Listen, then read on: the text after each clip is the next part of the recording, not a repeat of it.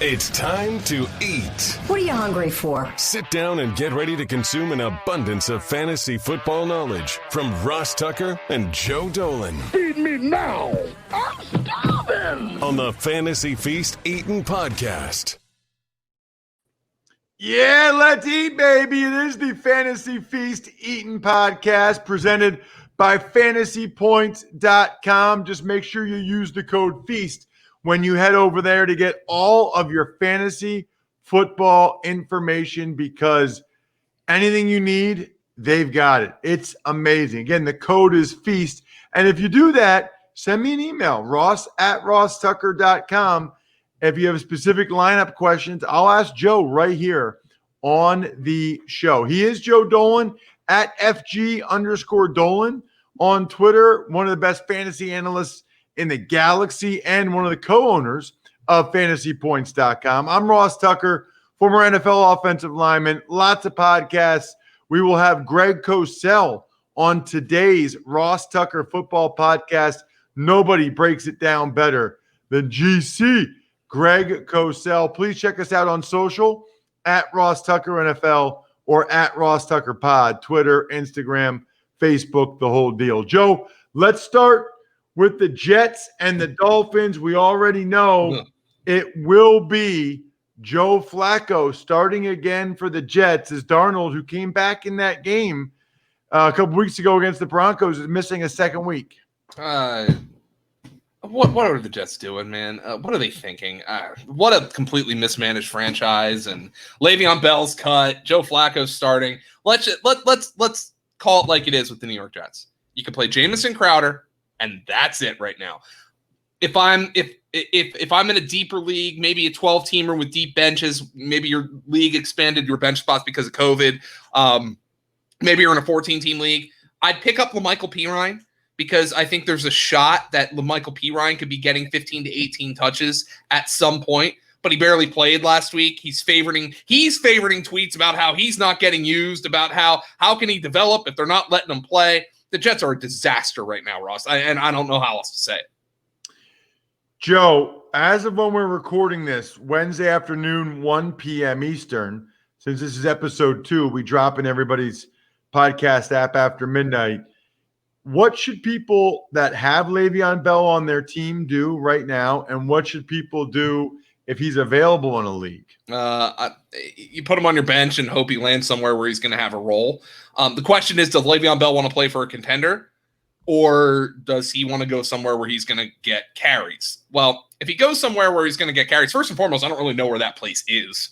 But if he goes to a place like that, well, the only place right now that has carries available is the Jets, and you saw how that worked out for Le'Veon Bell. So I would be a little reticent to think that all of a sudden he's going to go somewhere and he's going to be a fantasy stud. I would think the best hope, if you have Le'Veon Bell, is that he lands somewhere, and I am just speculating here, okay? I have no inside information. He lands somewhere like a Kansas City or like a Philly or something, and I don't know if either one of those teams. I think Doug Peterson said he's really happy with Miles Sanders with the guys they have. But somewhere like that where he can have a role in an offense that knows how to use a pass-catching back, and he becomes almost like a very lowercase version of what Kareem Hunt was when Nick Chubb was healthy. And I think that's your hope with Le'Veon Bell. If it doesn't look like he's going to get signed anywhere this week, you can drop him. I really doubt he's going to become a fantasy stud all of a sudden, but maybe he waits it out to see if the running back gets hurt. Maybe he waits to see if Melvin Gordon gets disciplined for his DUI. I don't know what else to do with Le'Veon Bell, but as you said, as I said just now, opportunity, you can't overrate it, because he had opportunity with the Jets and he did nothing for fantasy. What about for the Miami Dolphins? Fitz coming out off of a classic Fitz game. He's unbelievable, isn't he? Like, by the way, he just entered the top 32 of all time in passing yards. He passed Tony Romo this week. He passed Steve Young earlier this year. Ryan Fitzpatrick is an all-timer. He won't be a Hall of Famer, but he's an all-timer. And we know that. And he's going to keep his job for right now. And the thing is, he got Devontae Parker involved. He got Preston Williams involved. Both of the Devontae Parker, you have to play every week right now. Fitz has talked about how much he trusts them. Preston Williams and Mike Gesicki are guys you can make decisions on, but they should be rostered. Here is the key takeaway, though, from fantasy from that Miami game last week. Jordan Howard was a healthy scratch, and Myles Gaskin got a goal line carry. That is great news for Gaskin's fantasy value going forward. He's an RB2. Next up, it is the Packers and the Bucks, Joe. And there's only 2 Sunday afternoon games. Packers, Bucks, obviously being the big one. Yeah, looking forward to that 3-hour window where I have to be on Sirius XM and breaking down exactly 2 football games. But the Packers and the Bucks is what everybody's going to be focused on. I mean, this is like frankly, it's like a pseudo primetime game because everybody's going to be watching this game, and it's a fun one. The Bucks right now, unfortunately, Ross, we're sitting here on Wednesday, not really sure how healthy they're going to be. I know Chris Godwin, Leonard Fournette got back to some limited work, but I don't know if they're going to be available to play in this game. They are coming off the mini bye. Hopefully that helped Mike Evans, who did not look good. He produced, but he didn't look great. Did not look like he was moving well against Chicago last week. So hopefully that mini bye helps out. Let's keep an eye on Fournette's status because Ronald Jones is getting the work to be a high-end RB2, and I'd still have Ronald Jones in my lineup right now. But for Tampa Bay, you really have to focus on the receiver injuries. We're recording this on Wednesday. By the time you're listening to this, you probably have a little bit more information. But if Godwin and Evans play, Godwin and Evans are in your lineup. I mean, there's no doubt about that. And Rob Gronkowski is somebody you can use. Who was the guy that they kind of put in the O.J. Howard role? Was that Tanner Hudson last week? That was kind of a surprise because I know some people were taking a shot on Cameron Brate. So keep an eye on that. But I think Rob Gronkowski is somebody you can consider playing as well for Tampa Bay. What about Green Bay themselves coming off a bye? So Green Bay, Aaron Rodgers is in your lineup. He's playing at an MVP level. I would hope Devontae Adams is back this week. They held him out over the bye, I think, for this specific reason. It was an undefeated football team that didn't need to rush Devontae Adams back. I would expect him to be back and in your lineup right now. Tanyan. Got to throw him in there. I think he's an Indiana State boy. Tanyan. The greatest athlete ever to come out of Indiana State. He 3 touchdowns. He's in your lineup right now. I mean, there's tight ends who are not producing. I'd play Tanyan over Zach Ertz right now. He's in your lineup. And Aaron Jones, I know Tampa Bay's got a great run defense, but Aaron Jones is awesome. So you have to play Aaron Jones. Green Bay's a very narrow fantasy team. Aaron Rodgers, Devontae Adams. You could maybe take a shot on Valdez-Scantling. Tanyan and Aaron Jones, those guys are in your lineups. You know what else should be in your lineup, Joe? If you have credit card debt, Lightstream. I know a lot of people, I've got some friends that racked up some credit card debt. It happens to a lot of people I know. What's not cool is if you keep paying the ridiculous fees that they have you pay. You got to be kidding me, guys. You're smarter than this. Lightstream offers credit card consolidation loans from 5.95% APR with autopay and excellent credit. So get rid of the credit card debt, get a loan from Lightstream between $5,000 and $100,000. By the way, no fees, applications 100% online, and you can even get your funds as soon as the day you apply. Plus, my listeners can save even more with an additional interest rate discount. The only way to get this discount is to go to lightstream.com/feast. That's lightstream.com/feast. Subject to credit approval. Rate includes 0.5% autopay discount. Lowest rate requires excellent credit. Terms and conditions apply, and offers are subject to change without notice. Visit lightstream.com/feast for more information. Sunday night, it's the remarkably consistent Rams against the Niners. Rams are a machine right now. I mean, I guess they were a little sloppy or slow against the Giants, but they've done a lot of good things. The problem is they're driving people nuts for fantasy, Ross, because everybody's like, oh, Darrell Henderson against the Giants. He does jack squat. And then he comes out and he scores 2 touchdowns last week. Oh, Tyler Higbee. Tyler Higbee's now essentially running behind Gerald Everett. Tyler Higbee is benchable. Another one of those tight ends. Like, if you want to drop him and pick up Tanyan, then you can drop Tyler Higbee. But Robert Woods, Cooper Kupp, Jared Goff, all of these guys, viable fantasy starts. There's no two ways about that. Darrell Henderson is the guy right now. However, Cam Akers looked really good. I know, Ross, you're hanging on to a Cam Akers share, and you're pretty excited. You had to be excited about how he looked in his return to action there last week. Yeah, now we just need more touches. Yeah. We need the ball more. And will he do that?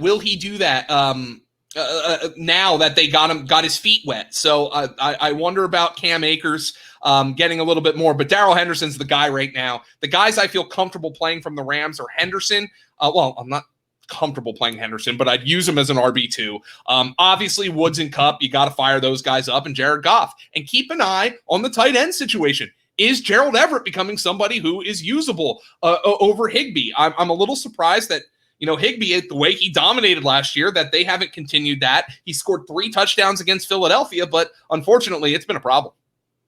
On the other side, the Niners, what a mess, Joe. I mean, it's the quarterback situation is really holding them back. That was a burn the tape game, and fortunately they had the excuse for Jimmy Garoppolo. He had the injury. We don't want him to get hurt. He didn't look good. I would expect him to be the starter again, but it's holding everything back. Raheem Mostert comes back, and I don't know. Look, Mostert looked good, but why isn't Jerick McKinnon getting the ball more? I don't get it.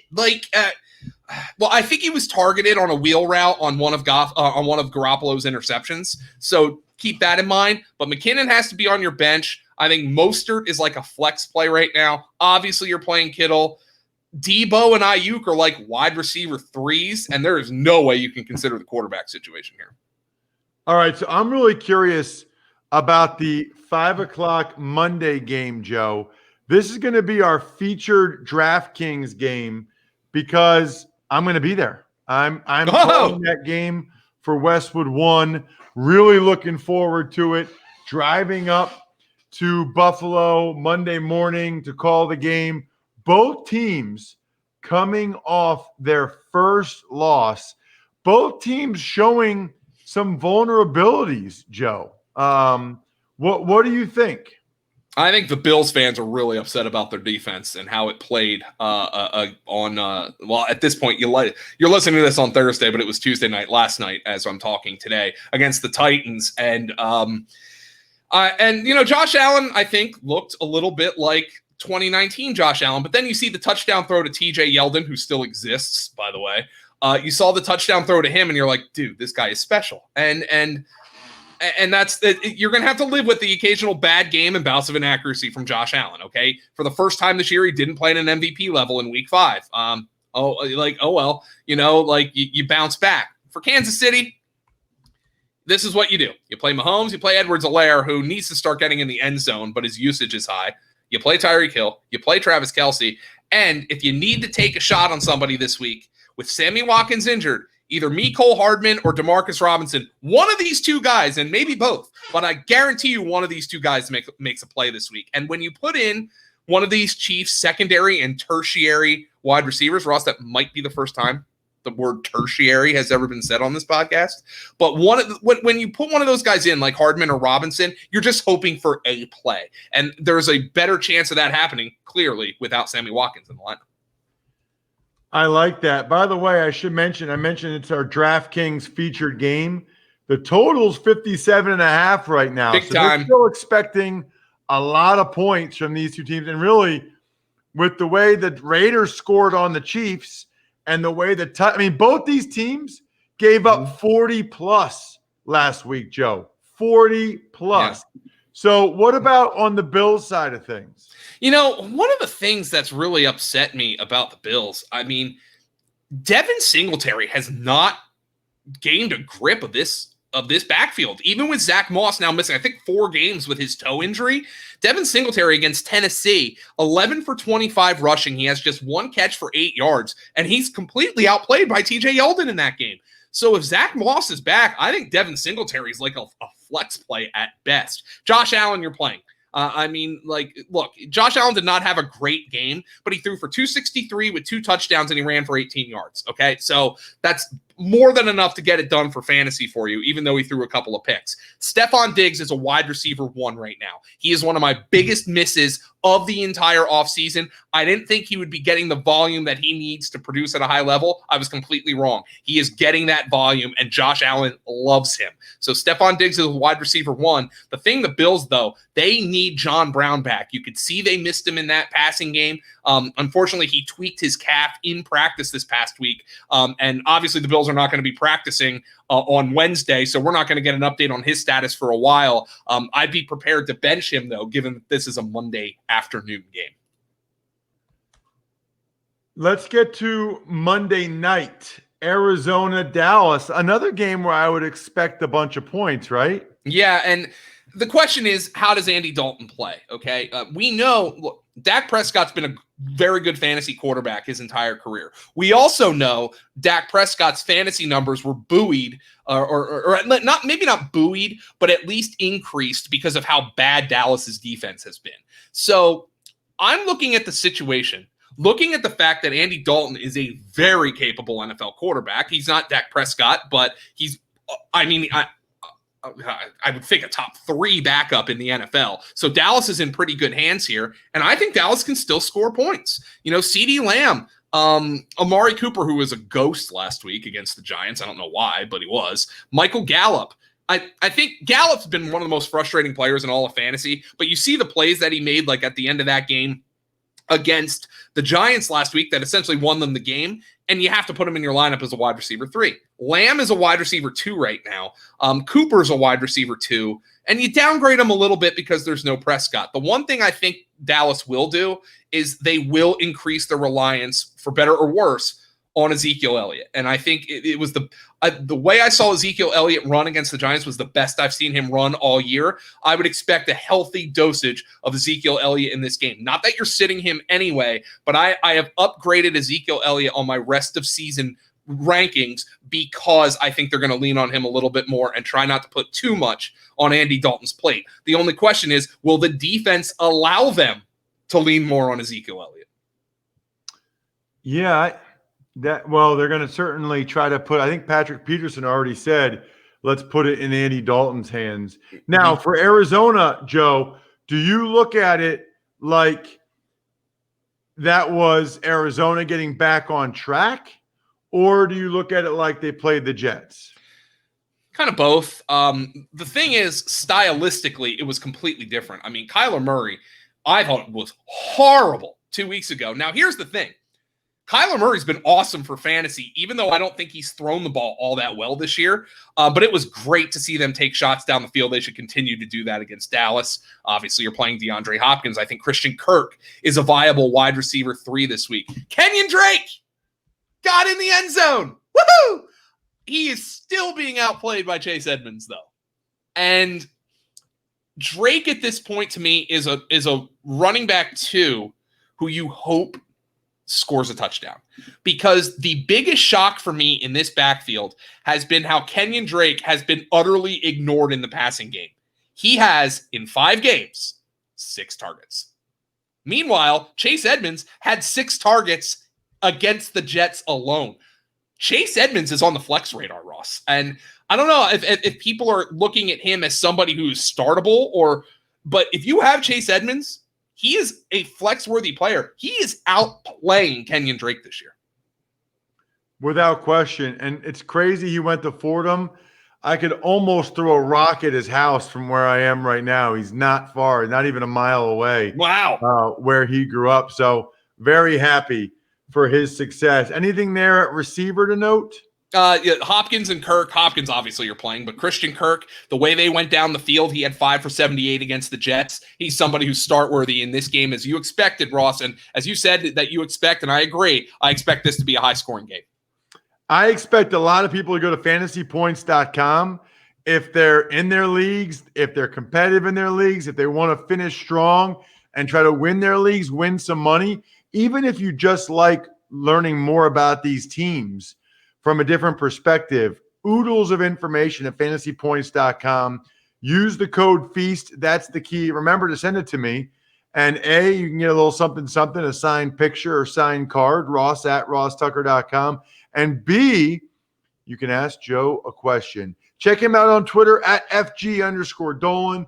Definitely check out the Even Money podcast this week and Greg Cosell on today's Ross Tucker football podcast. I'm at Ross Tucker NFL, and you always want to see how swagged out Joe is. Check us out on YouTube, youtube.com/Ross Tucker NFL. Totally stuffed. We're done. Thanks for listening to the Fantasy Feast podcast. Make sure to also subscribe to the Ross Tucker Football Podcast, Even Money, Business of Sports, and the College Draft. All available at Apple Podcasts, rosstucker.com, or wherever podcasts can be found.